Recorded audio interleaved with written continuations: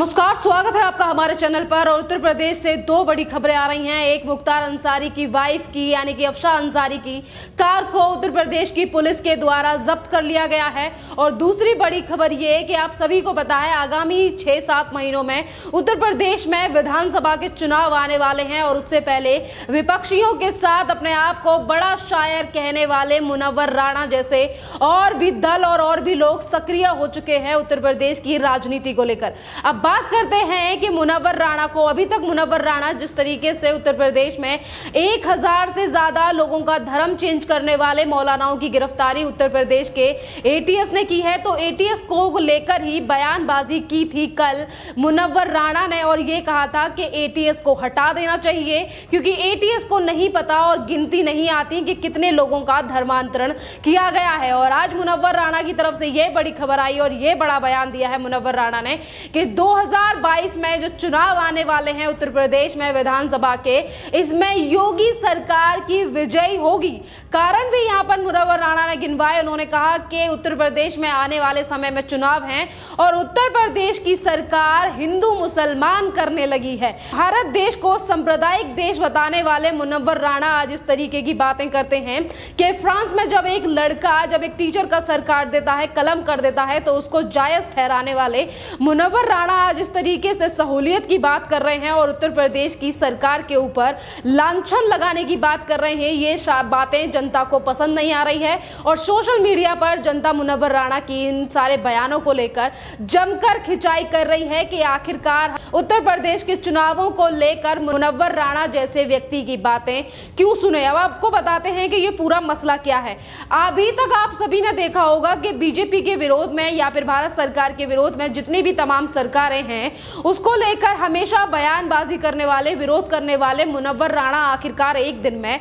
बदल क्यों गए। कल जब धर्मांतरण की खबर आई तो मुनव्वर राणा ने कहा था कि एटीएस को बैन कर देना चाहिए। एटीएस के द्वारा जो कार्रवाई की जा रही है वो ठीक नहीं है। एटीएस कहां पे सोई हुई थी जब 100 धर्मांतरण हुए थे। एक तरफ जब उत्तर प्रदेश की एटीएस के द्वारा इतनी बड़ी कार्रवाई की जाती है, ऐसे गिरोह का पर्दाफाश किया जाता है जो मूक बधिर महिलाओं के धर्म को चेंज करता है, जिहाद जैसी चीजों के लिए बढ़ावा देता है। और जब इन लोगों की गिरफ्तारी होती है सबसे ज्यादा जो दर्द होता है वो मुनव्वर राणा के होता है। और यही मुनव्वर राणा सवाल उठा देते हैं एटीएस को लेकर। और आज मुनव्वर राणा कहते हैं कि 2022 में आने वाले चुनावों में उत्तर प्रदेश के मुख्यमंत्री योगी आदित्यनाथ की जीत हो। सर्द गर्मी बढ़ गई है विधानसभा के चुनावों को लेकर, तो मुनव्वर राणा ये तक कह देते हैं, एक तरफ जब उत्तर प्रदेश की पुलिस बड़ी बड़ी कार्रवाई कर रही है मुख्तार अंसारी को लेकर कि उत्तर प्रदेश की जेल में लेकर आना और जो सुख सुविधाएं थी जैसे गैंगस्टरों की यानी कि मुख्तार अंसारी की सुख सुविधाओं पर रोक लगा देना और उत्तर प्रदेश लेकर आना,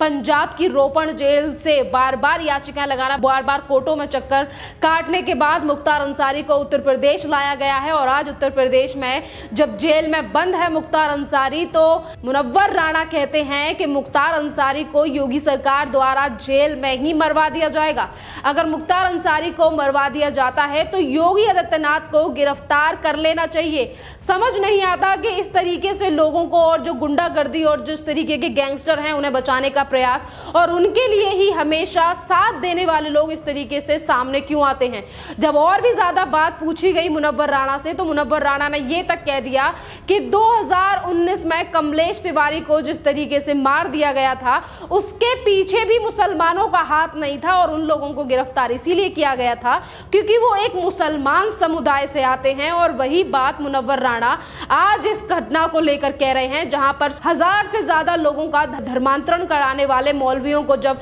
गिरफ्तार कर लिया गया है, एक एक करके इनके खुलासे हो रहे हैं कि किस तरीके से ये लोग नेटवर्क चलाते हैं। एक तरफ एडीजी उत्तर प्रदेश प्रशांत किशोर की तरफ से बड़ा खुलासा किया गया। उन्होंने कहा कि 1000 लोग जिन लोगों का धर्मांतरण किया जा चुका है उनके नाम हमारे पास है। दूसरी तरफ मुनव्वर राणा जैसे लोग सवाल उठा रहे हैं, वो मुनव्वर राणा जिनकी एक बेटी समाजवादी पार्टी में है तो दूसरी सपा में है। और किस तरीके से मुनव्वर राणा की बेटियों ने ही हाहाकार मचाया था और लोगों को दंगे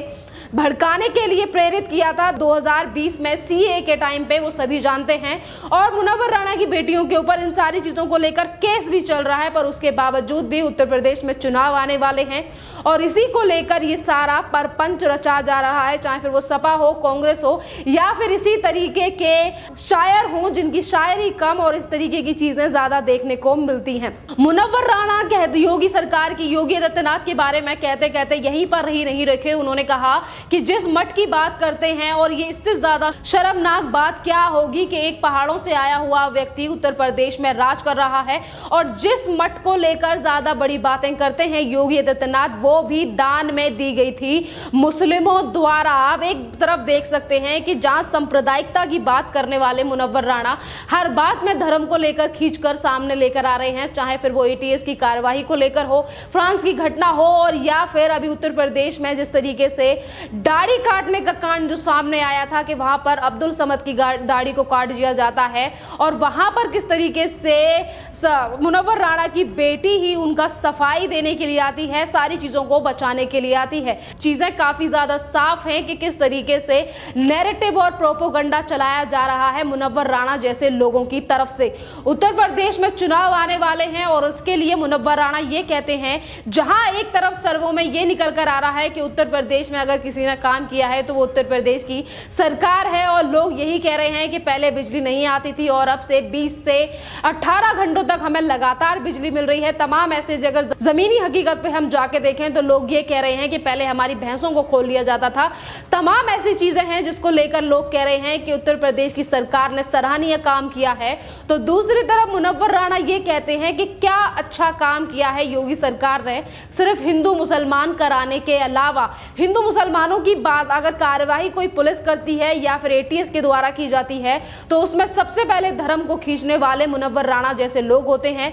मुनव्वर राणा की बेटी सौम्या राणा होती है, और उसके बावजूद भी अगर धर्म को लेकर बात की जाए तो इन्हीं जैसे लोगों की तरफ से सवाल उठाया जाता है, और हमेशा ये कहा जाता है कि उत्तर प्रदेश की सरकार हमेशा हिंदू मुसलमान करती है। आगामी समय में मैं फिर से दोहराऊंगी इस बात को कि आगामी समय पर चुनाव आने वाले हैं और ऐसे तमाम ऐसे लोग हैं जो निकलकर बाहर आएंगे। एक तरफ बड़ा दावा कर रहे हैं मुनव्वर राणा कि उत्तर प्रदेश में योगी सरकार वापस आएगी और उन्हीं की सरकार बनेगी, और दूसरी तरफ इस तरीके के कामों को गिनवा रहे हैं जो कि बिना सिर पैर हैं। क्योंकि अगर जनता से बात की जाए तो जनता की तरफ से कुछ और ही चीजें सुनने को मिलती हैं, और प्रोपेगेंडा फैलाने वाले लोग कुछ और ही एजेंडा लेकर चलते हैं जिससे वो लोगों को भ्रमित करने के लिए चीजें फैलाते हैं। अब बात करते हैं उत्तर प्रदेश की इस कार्रवाई को लेकर जो उत्तर प्रदेश की पुलिस के द्वारा भी की गई थी। तमाम ऐसे मुद्दे हैं जो अब उत्तर प्रदेश से निकल कर आएंगे। एटीएस के द्वारा कार्रवाई को लेकर भी उत्तर प्रदेश की सरकार यानी कि योगी सरकार ने कह दिया है कि जो लोग बच्चों का, मूक बधिर बच्चों का, महिलाओं का या फिर जो 1000 से ज्यादा लोगों का धर्मांतरण करवा चुके हैं, अब उन लोगों की संपत्ति को जब्त कर लिया जाएगा और इन्हें बख्शा नहीं जाएगा। दूसरी तरफ मुनव्वर राणा जैसे लोग सवाल उठाते हैं और ये कहते हैं कि एटीएस तब कहां थी जब 100 केस हुए थे। एक बड़ी कार्रवाई सामने आती है जब एटीएस धीरे धीरे करके, क्योंकि हर रोज हमें 1 ना 2 मामला देखने को मिलता है, और जब भी कोई सरकार की तरफ से, पुलिस प्रशासन की तरफ से, एटीएस की तरफ से बड़ी कार्रवाई की जाती है तो ये लोग सराहना करने की जगह पर सिर्फ और सिर्फ सवाल उठाते हैं। क्योंकि चिढ़ तो सिर्फ देश की तरक्की से है, चिढ़ तो सिर्फ अपने देश में जो पाकिस्तान द्वारा, आईएसआई द्वारा चलाए जाने वाले आतंकी संगठन हैं, प्रोपोगंडे हैं, उनको समर्थन करना है, और यही ये लोग करते हैं। और जब भी भांडाफोड़ ऐसी चीजों का हो जाता है तो ये लोग आगे आकर हमेशा इसी तरीके के विरोध वाले बयान देते हैं। तो मुनव्वर राणा कहते हैं कि अगर हमारे माता पिता के साथ ऐसा किया जाएगा तो हम भी सरकार देंगे। एक तरफ सांप्रदायिकता को सपोर्ट करने वाले लोग किस तरीके से उत्तर प्रदेश में राजनीति कर रहे हैं ये लोग बखूबी समझ रहे हैं। और एक और बात ये भी है कि सांप्रदायिकता को बढ़ाने वाले और सबसे ज्यादा आगे ले जाने वाले लोग यही हैं जो अपने देश को भी ये कहते हैं कि ये शांति प्रिय देश नहीं बल्कि सांप्रदायिकता वाला देश है। तमाम ऐसी चीजें हैं जिसको लेकर आज मुनव्वर राणा की सोशल मीडिया पर खिंचाई हो रही है, और लोग ये कह रहे हैं कि आखिरकार हम मुनव्वर राणा जैसे लोगों की बातों पर यकीन क्यों करें। चाहे तो फिर मुनव्वर राणा ये कहें कि योगी सरकार जीतेगी, या फिर मुनव्वर राणा ये कहें कि एटीएस को बैन कर देना चाहिए। मतलब जनता का रुख साफ है कि जिस तरीके से मुनव्वर राणा हो या फिर तमाम और लोग जो हैं जो उत्तर प्रदेश की राजनीति को लेकर इस तरीके से खलल करने का प्रयास करेंगे, जनता अपना रुख साफ कर चुकी है और जनता डिसाइड कर चुकी है कि अगर वोट प्रकरण होगा तो वो काम के आधार पर होगा, ना ही तो सांप्रदायिकता के आधार पर होगा। और आज वो अखिलेश यादव की पार्टी में अगर मुनव्वर राणा की बेटी हैं तो वो किस किस तरीके की भाषा शैली का इस्तेमाल करती हैं, ये भी जनता बखूबी जानती है।